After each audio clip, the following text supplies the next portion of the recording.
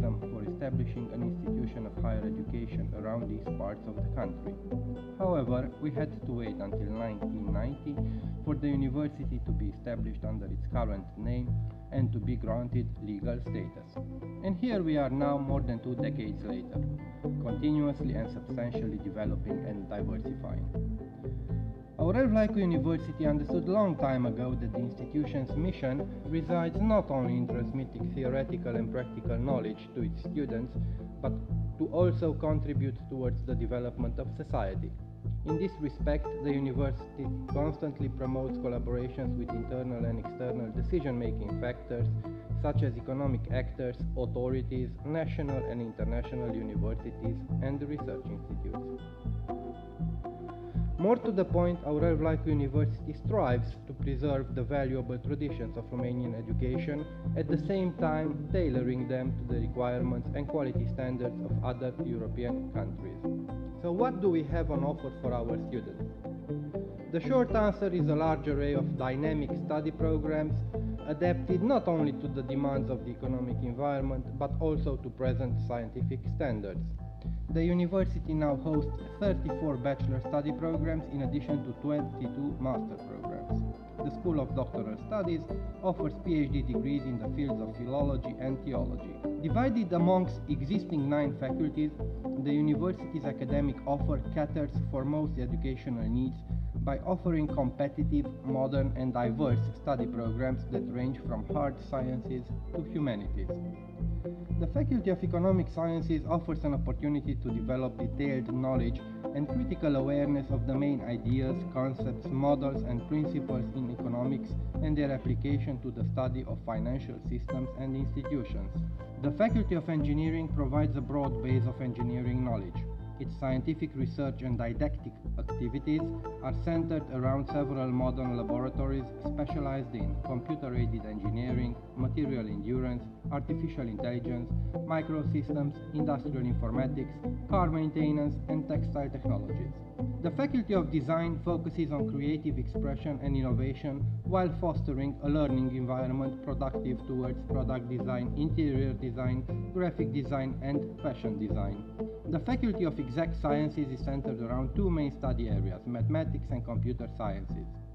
The Faculty of Food Engineering, Tourism and Environmental Protection and its associated Center for Chemistry and Technological Research provides comprehensive academic education and research skills in areas pertaining to its fundamental domain.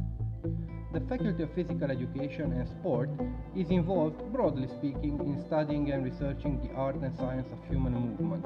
Its modern sports hall affords various training, teaching and associated research activities. The Faculty of Theology pursues higher studies of the foundational texts and the development of Christianity in relation to other religions and worldviews. The Faculty of Educational Sciences, Psychology and Social Work bridges the theoretical and practical aspects of education and social sciences, while the compulsory practicum that students have to take in approved workplaces is intended to provide real-world experience. The Faculty of Humanities and Social Sciences provides the optimal environment to challenge your ideas, gain language skills and cultural insight. Most faculties offer the opportunity to further one's studies by offering Master of Arts and Master of Engineering diplomas, while a few offer a path towards a PhD title. The university is also constantly involved in adding new courses to its curricula, where the sole language of instruction is English. And not only this. The university also provides high-standard support services designed to offer a fulfilling student experience, so be it that you are in need of information, advice or guidance, there is always a solution. Living in one of Aurel Vlaicu University's halls of residence will prove to be one of the highlights of your university experience, while the Students' League provides a wide range of activities meant to consolidate the university's student body. Finally, there is one thing to be restated. Aurel Vlaicu University's paramount aim is to provide high-quality, student-centered teaching and research opportunities in an ever-evolving national and international environment.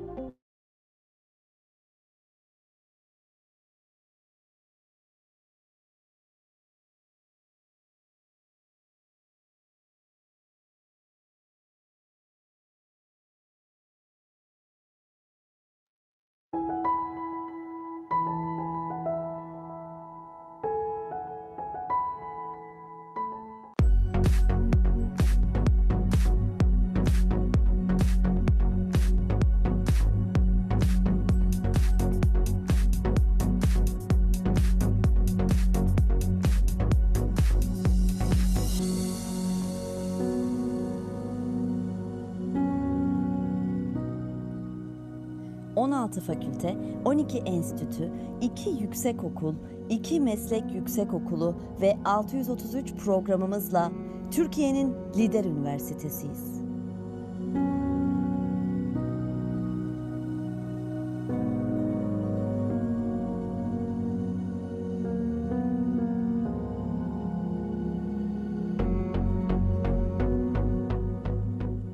Türkiye'de uzaktan eğitimde ön lisans ve lisans düzeyinde öğretim yapan tek fakülte olan AUZEF'le 50 program ve 330 bin öğrencimizle zamana ve mekana bağımlılığı ortadan kaldırıyoruz.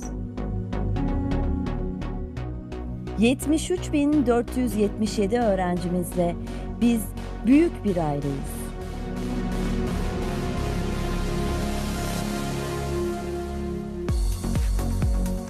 Alanında yetkin 4066 akademik personelimiz ve 5920 idari personelimizle ülkemizin geleceği olan sevgili öğrencilerimiz için çalışıyoruz.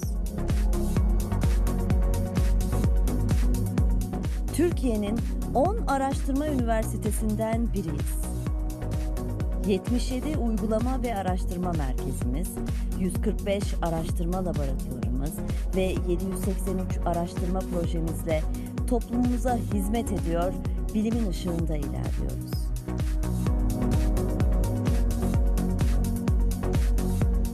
Türkiye'nin Nobel ödüllü 2 mezuna sahip tek üniversitesiyiz.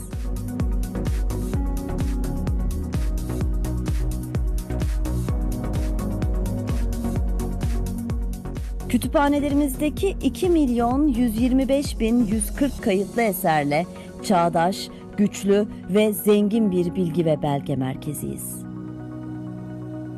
Nadir Eserler Kütüphanemizdeki 93.000 eserle tarihe ışık tutuyoruz.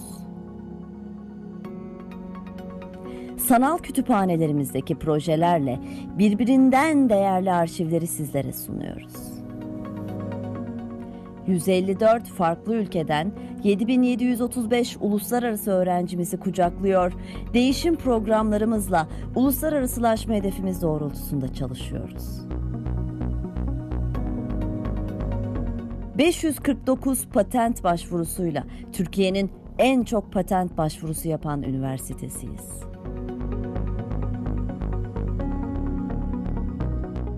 URAP alan sıralamasında 10 farklı bilim alanında dünya sıralamasında yer alıyoruz.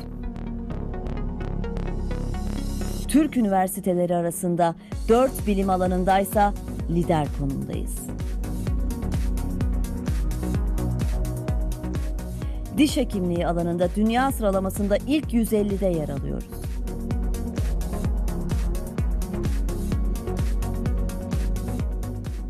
Sosyal medya kullanım performansımızla ölçüm listelerinde ilk sıradayız.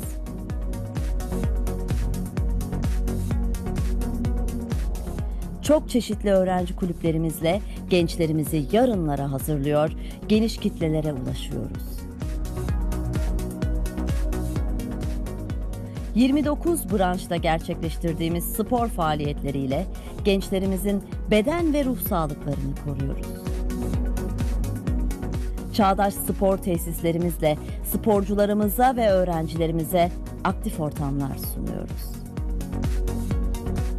%80'i engelli erişimine uygun binalarımızla toplumsal duyarlılığa önem veriyoruz.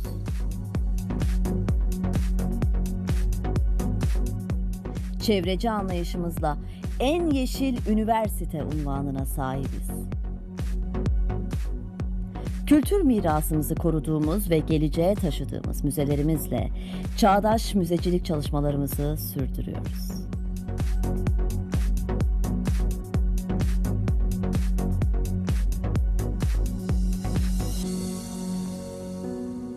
Modern sosyal tesislerimizle organizasyonlara ev sahipliği yapıyor, imkanlarımızı toplumun hizmetine sunuyoruz. Burası İstanbul Üniversitesi.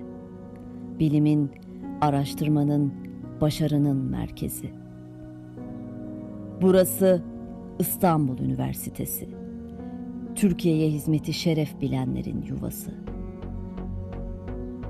Dünyaya söyleyecek sözü olanların üniversitesi.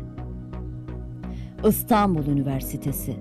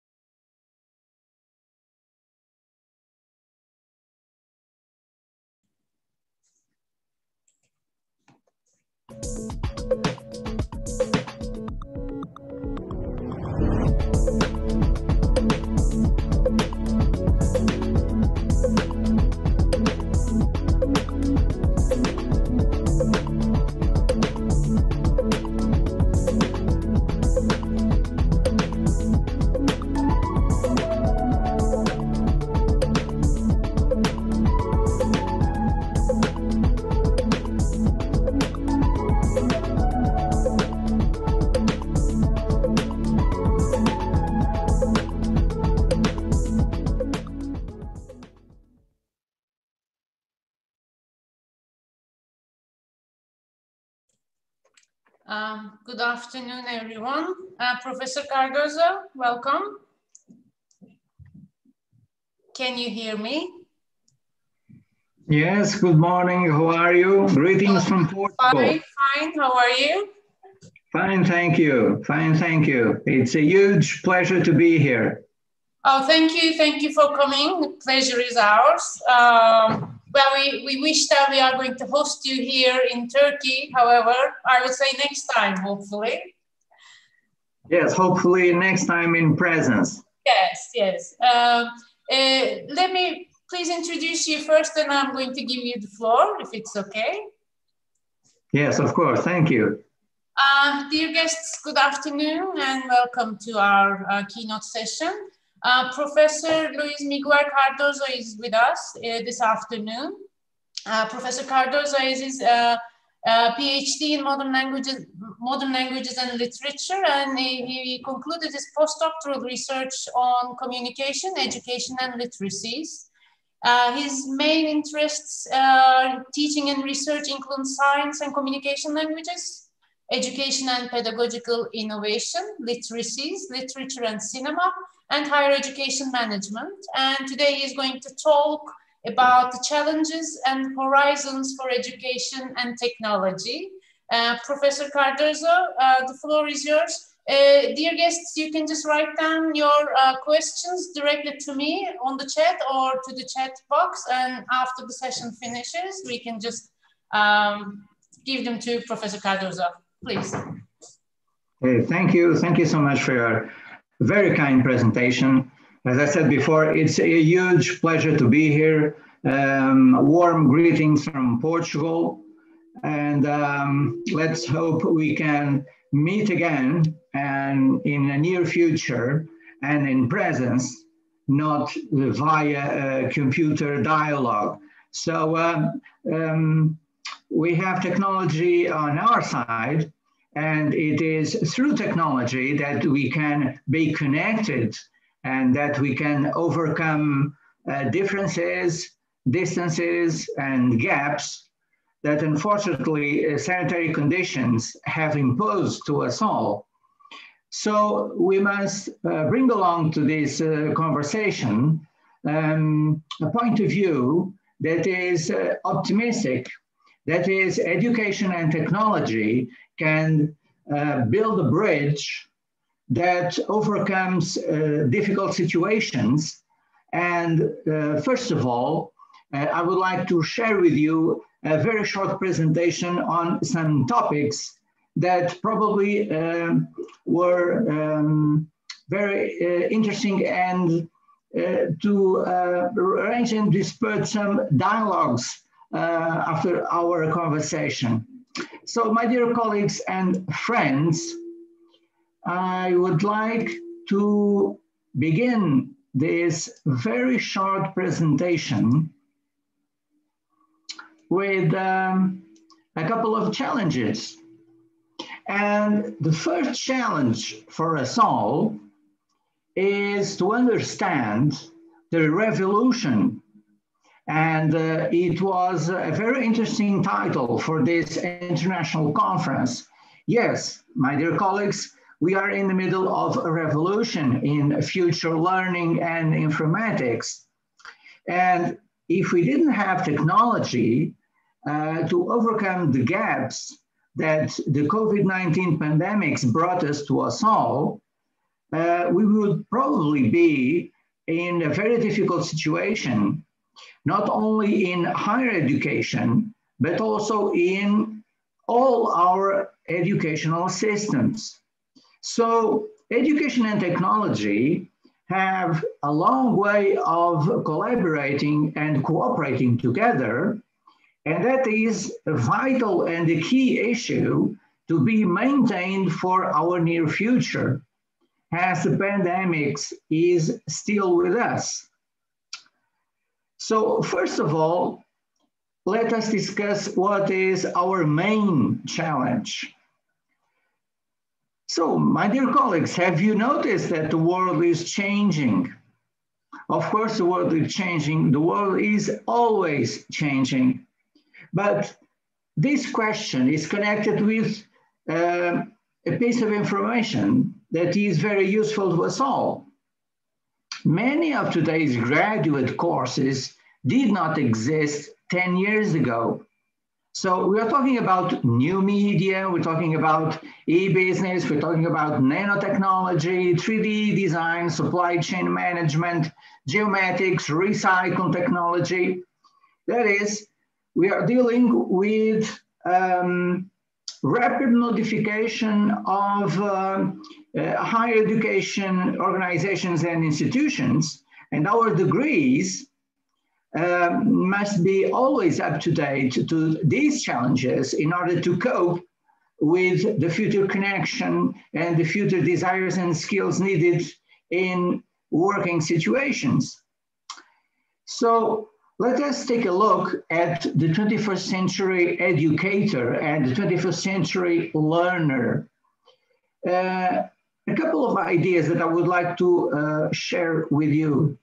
First of all, the 21st century educator has a lot of different skills and challenges to cope with. First of all, he is an adapter. He is a communicator. He is a learner. He's a visionary. He's a leader. He's a model.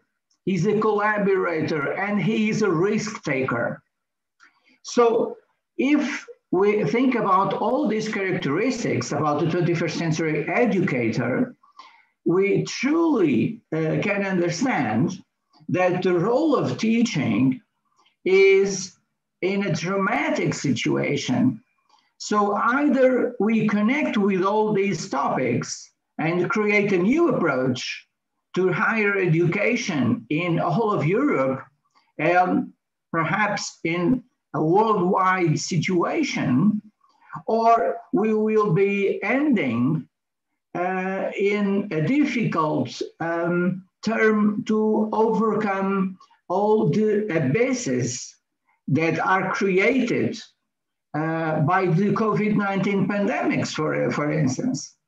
And that leads us to the 21st century learner. So the 21st century learner has four main topics, four main dimensions. So in a glance, learning environments, teaching, learning and assessment, building capacity, and leadership and culture of innovation.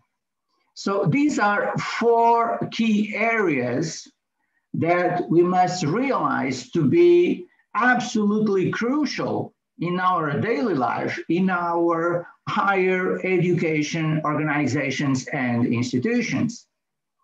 So these are very important ideas, but let's take a glance of how we imagined the future classroom a few years ago. So this leads us to the concept of the classroom of the future. And the classroom of the future is always changing. because the future is always changing, as the present is always changing, of course. And when we discussed a few years ago how the classroom of the future would be like, perhaps we would really imagine that we would have 91% of teachers having computers in their classrooms. And the question is, do we have 91% of teachers with computers in our classrooms?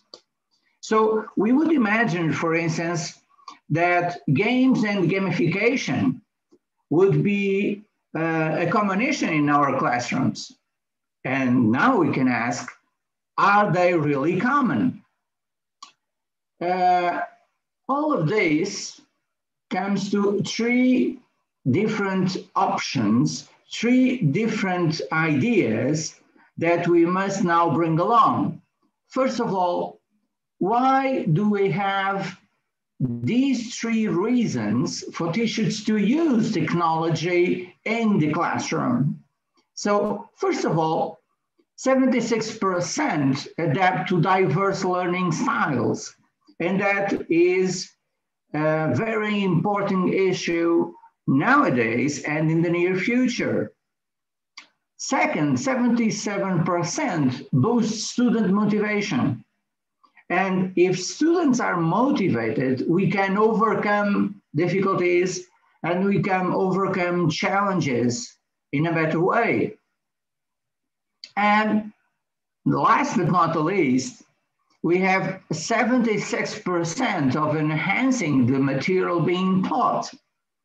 So these characteristics are very important, dear colleagues, to think about our classroom of the future. But another question is, the future is now. So are we ready for the future? Let's look at this very simple image. So the future is a laptop, a smartphone, glasses if we need them, internet connection, perhaps a cup of coffee, some paper, a pencil, a pen, aims, global connection, networking, innovation, education, pedagogical innovation. Do we have all this? Yes, we all have conscience that these are key issues that we must have in higher education. And we have all these issues in Europe, in Portugal, and Turkey. But is this a whole reality for the whole world, my dear colleagues and friends? Unfortunately, we don't have all this in the whole world. And that is one of the challenges we must cope with. So we must work together. We must build bridges. We must create networks. That is why this conference is so important.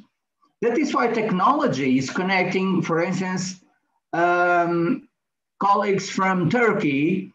And for instance, I'm in Portugal, and we are working now together to bring along ideas, to share research ideas, to share a common path towards a better future for our students. And that is the right path. So, my friends, our students are very connected with technology. So this is an image that I really appreciate, and it's a very interesting portrait of our teens. This is our teens on screens. It's not just a game of words, but it's a portrait of our students that are connected to the laptop, that are connected with the PlayStation, that are connected with smartphones, that are connected with music, that are connected with time, that are connected with different skills at the same time. So this is the student we have in the 21st century. And this student, of course, lead us to a lot of challenges that UNESCO brought along in the report that was liberated and created in 2017, the KEYNOTE Declaration of UNESCO. And so we must invest in ICT-based teaching and learning, of course, that needs to be integrated into all sectors of education.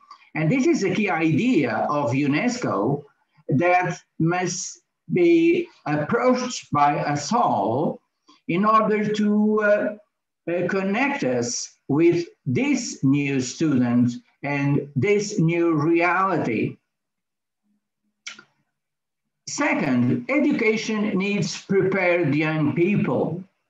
And to prepare young people, not only to the professional point of view, but to become engaged citizens. So students will need to apply their knowledge in unknown and involving circumstances. So we must prepare them for the unknown world that we honestly don't know how it will evolve, but we must give them the skills and the aptitudes and the values to cope with all this future that is knocking on our door. And for this, they will need a broad range of skills, including cognitive and metacognitive skills, critical thinking, creative thinking, learning to learn and self-regulation, social and emotional skills, empathy, self-efficacy and collaboration, practical and physical skills, and so on and so on. So this is from a report from the OECD from 2018, my dear colleagues, just a couple of years ago. But unfortunately for us all, we have a global challenge with COVID-19. And COVID-19 brought us a global crisis for teaching and learning. So the COVID-19 pandemic has interrupted classroom learning for at least 9 out of 10 students worldwide. 191 countries have closed all their schools, affecting over 1.5 billion students from pre-primary to tertiary education. And the worldwide impact and problems of the COVID-19 lead us to this staggering impact on global education. So this impact leads us to another group of questions and another important sets of info and data. For instance, 50% of learners do not have a household computer worldwide. 40% of learners do not have household internet. In sub-Saharan Africa, 89% of learners do not have a household computer. 85% of learners do not have household internet. So this is a global challenge. It's not a challenge for Europe during lockdown. It's a challenge for the whole world. How to overcome this global challenge? Let us work together, share ideas, and build a common path. And that is why UNESCO has a very important role in connecting countries with some key ideas. First of all, responsibility. So we have the responsibility to act as a collective one. And so this is why UNESCO established the Global COVID-19 Education Coalition. So this coalition is very important to give us a broad response to COVID-19 challenges and to put us together and work on networks of researchers, teachers, governments, higher education policies, and families working together to solve all these problems and to demand further participation from our communities to find better solutions to overcome this crisis. So I really like how UNESCO approached this problem with this key sentence: learning never stops. So my dear friends, my dear colleagues, we can't stop learning. We can't stop knowledge. We can't stop building our future. So what can we do? First of all, we have technology. Second, we have the will, we have the power, we have the knowledge. Third, we have the networking possibilities. So let us put all this together. And if we connect education, technology, and innovation, we can really begin to think what will be education after COVID-19. We are struggling with education technology during the COVID-19 pandemics, but if we didn't have technological solutions, we would be in a serious problem. So fortunately for us, we have technology to help us. But another two questions that are very important.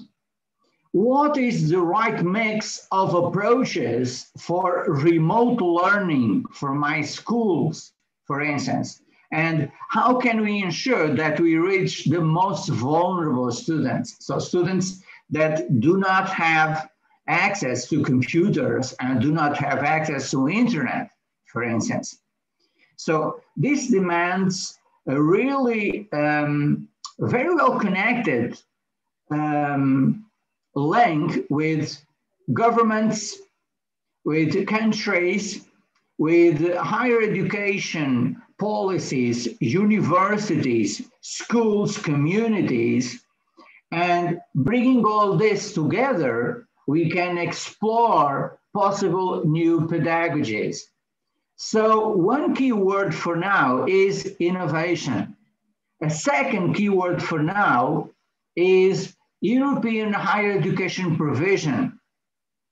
And of course, practice where possible and practice all these changes and possibilities in order to exchange these practices and learn from different countries and learn from different approaches. So all this is very important and led UNESCO in April in this current year to the COVID-19 crisis and curriculum, sustaining quality outcomes in the context of remote learning. I would like to emphasize 4 key issues that are very important. First of all, learners. Second, teachers. Third, families. 4, education system. So these are actors that must be brought together to work in a solution. So we must understand the needs of learners and teachers. We must give teachers everything they need to work with. We must understand the needs of families. And we must, of course, work with our governments to change our educational system whenever it's needed. So these are 4 very important challenges that we have to approach.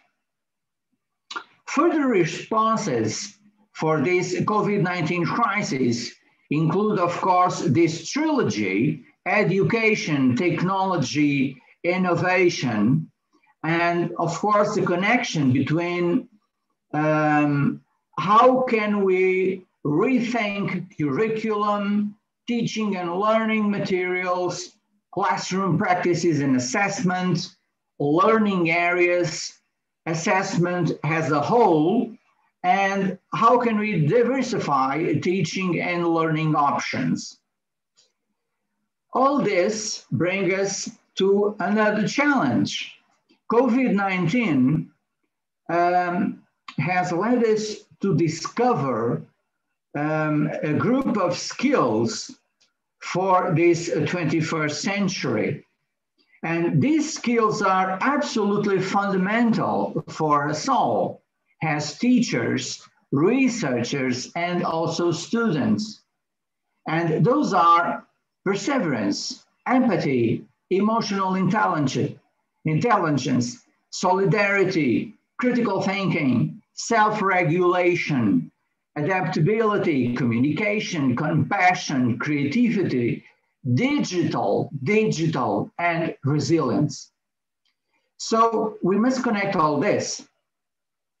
And we must connect all this with the 10 recommendations that UNESCO gave us to online learning.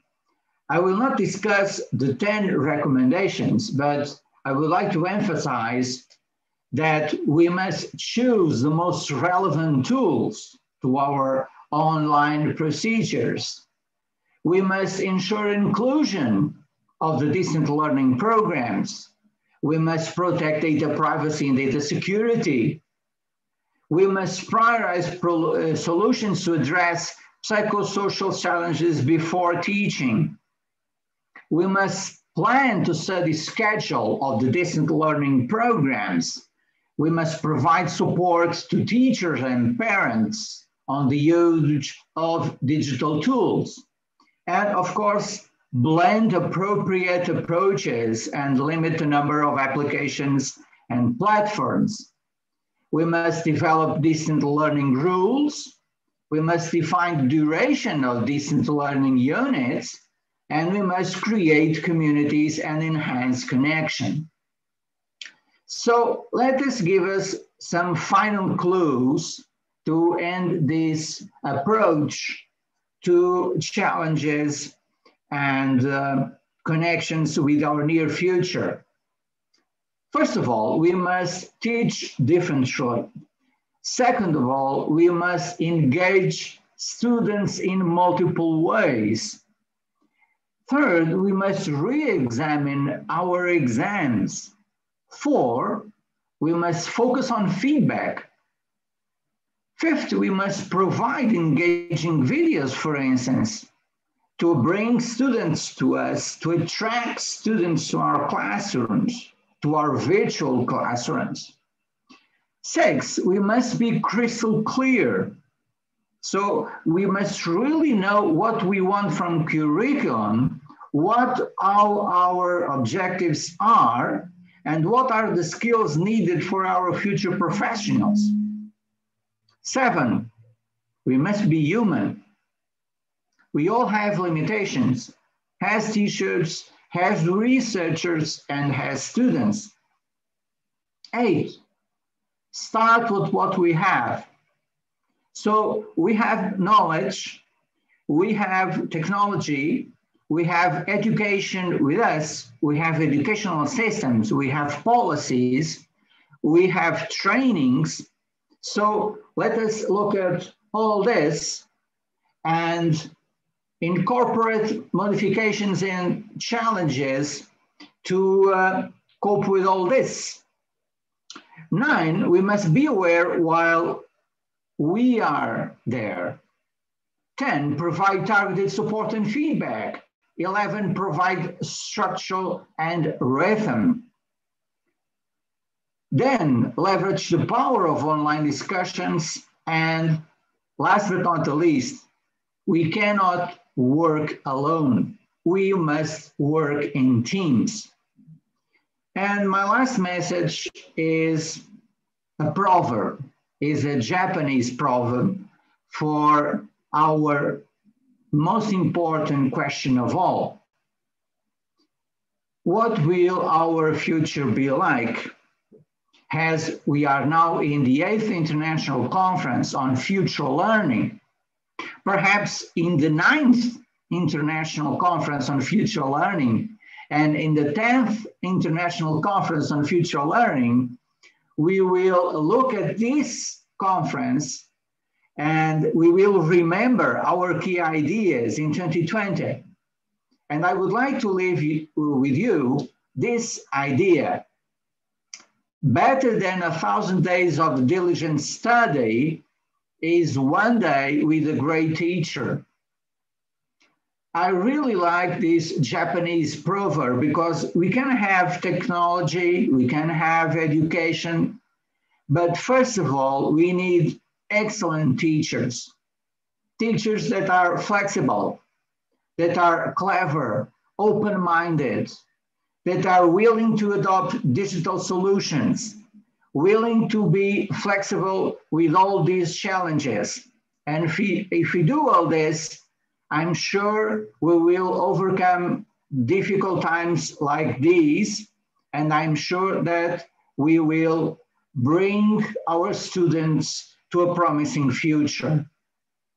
Thank you so much for your very kind invitation. As I said before, it was a huge pleasure to be here. And of course, I'm willing to answer all the questions that you have. Thank you so much. Thank you, Professor Cardozo. There are no questions on the chat, but dear guests, do you have any questions? Well, I know my friends are anxious now because the other panel discussion is going to start. Any questions? Okay. Thank you so much, Professor Cardozo. If any questions comes up, we are going to contact you through email. Thank you so much for Thank you so much. Thank you so much. See you soon. See you. Bye-bye. Bye-bye.